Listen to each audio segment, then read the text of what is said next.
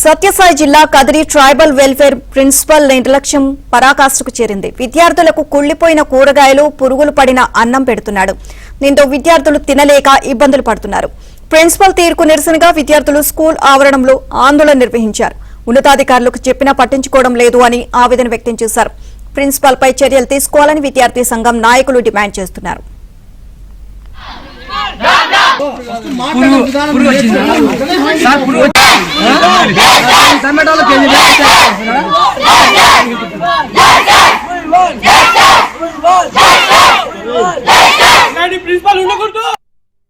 మంది పిల్లలు ఉంటే మీరు పెట్టేది ఎంత 10 కేజీలు చికెనా?